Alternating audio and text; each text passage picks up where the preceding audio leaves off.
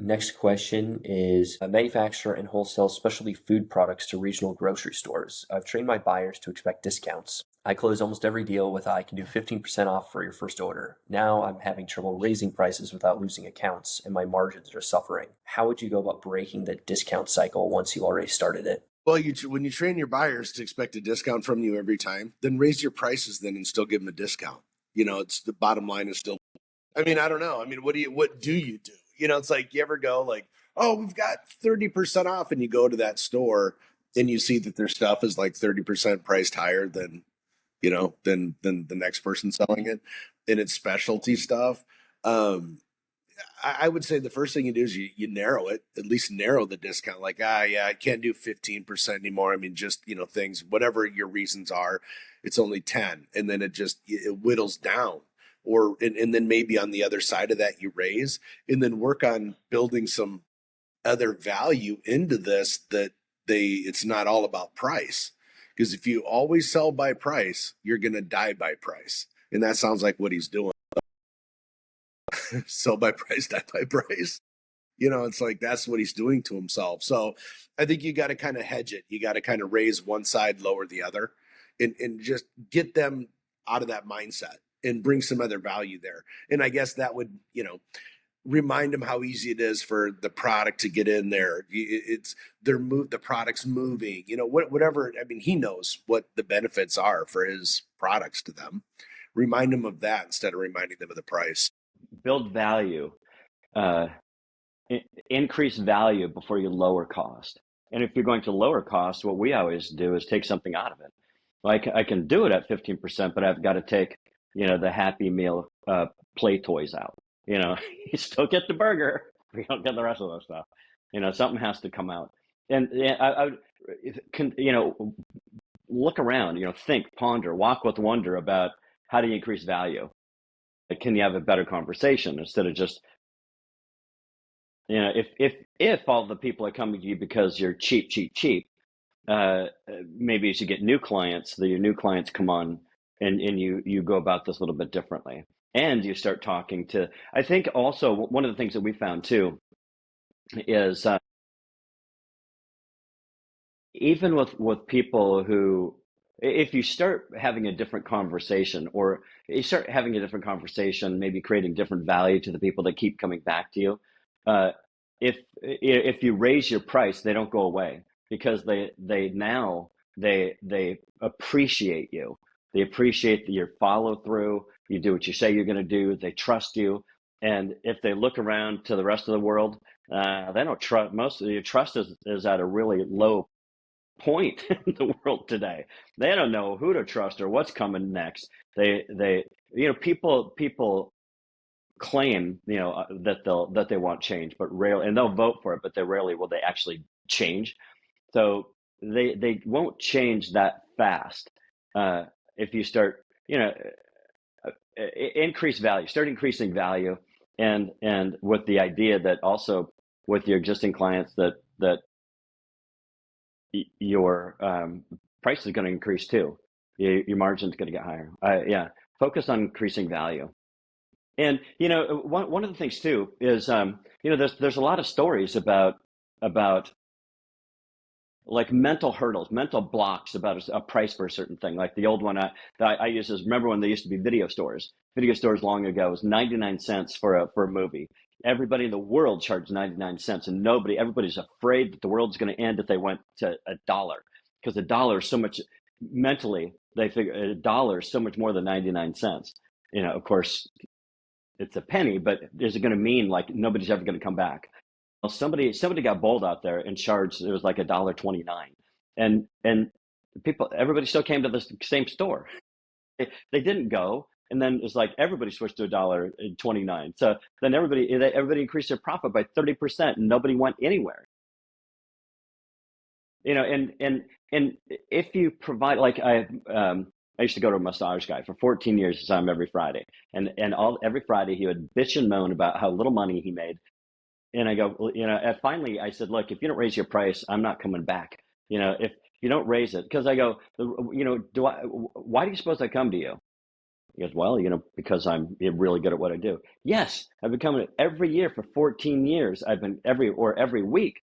I think what's real interesting is John hit it right on the head. He goes, because I'm really good at what I do. And God forbid you ever needed heart surgery, right? And you're sitting down with the number one heart surgeon in the world, and the number one heart surgeon goes, look, it's going to be $85,000 to have your heart surgery.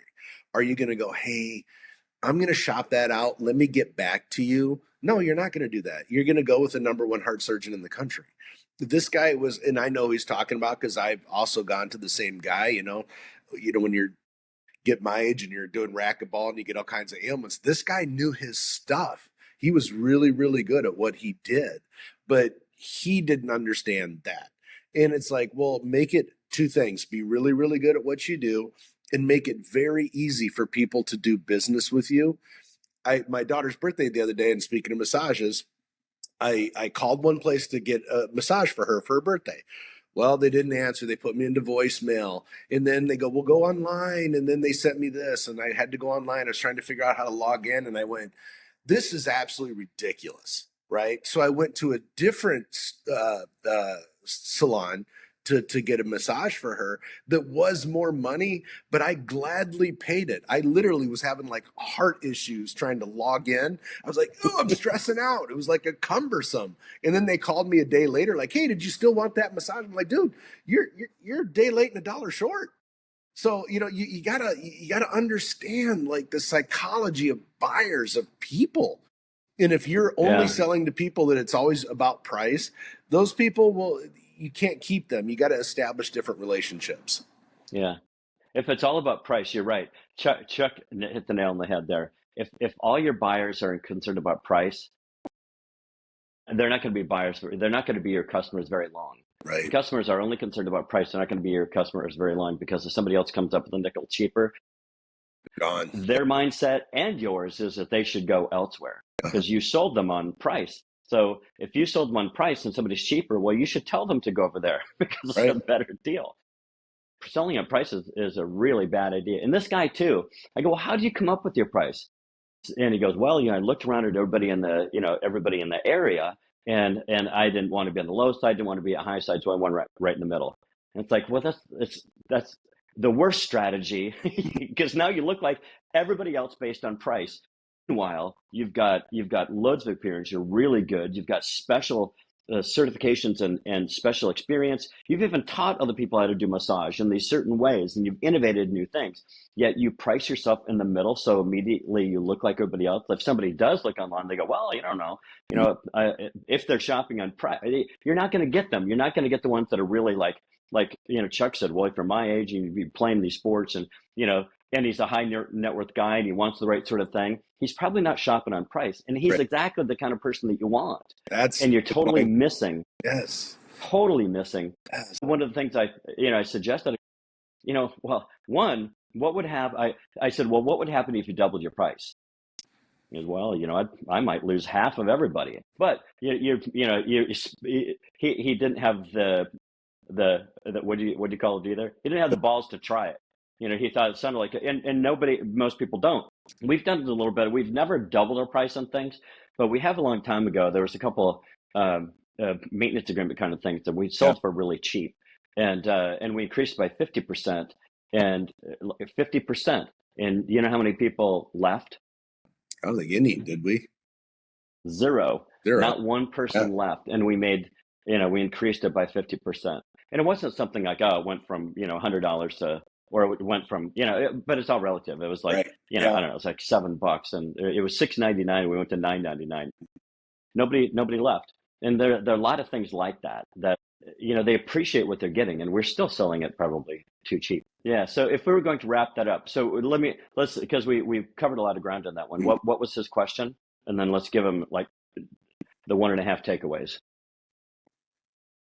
Yes, the primary aspect of it was he's been selling on discounts and yeah. So shift, just experiment with, imagine creating more value, and start experimenting with the people when you're talking to them. Hey, how would you? and then experiment with that, and then test it out. And it's really as much confidence in you, because you've been selling. We've seen that how many times, Chuck? $1 million or 2 million, a lot. And I'm exaggerating, but thousands of times. When people get in the habit of selling cheap, they have a heck of a time getting out of it. And what I've heard them say before is like, well, I'm just doing it this way so I can get a couple customers and da da da da da. The problem is they get in that rut and they sell it for cheap forever. It's a heck of a it's hard to get out of that bad habit of giving it away. And you see it today. You ever go to a website and you just move your cursor a little bit, your mouse a little bit, and it pops up and goes, "Hey, 15% off." Like, what the hell are you doing? I can't even get to. I haven't even gotten to the product yet. I'm just on your silly homepage and I'm trying to find the main menu, and you're already giving me 15%. I don't want it. I don't want your 15%. I want what I'm here for.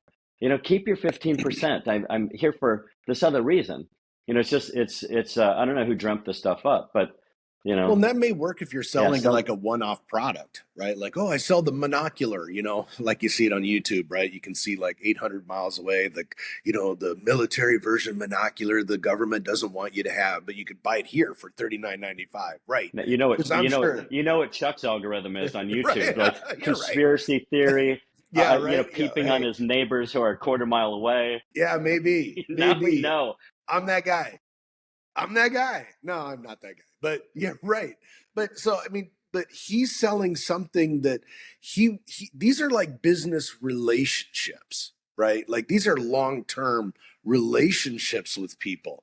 You got to start selling that way. You're not selling the 800 yard or mile monocular, right? You got a different mindset. You can't do it that way. You got to build the value, build the relationship. And my guess is the buyers that he's working with, unless you got a little bodega or something, you're dealing with people that are buyers. That's their job.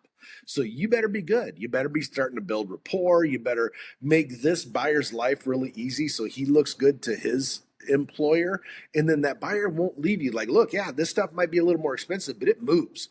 This moves off the rack, man. I'd rather take this. Well, this is value. What he's doing is building value. This is what this guy can be starting to say is what Chuck is saying. He's having a different conversation than a conversation on price. That's one of the keys about building value. And then you've got something that can help him do that. Value conversation, not price conversation.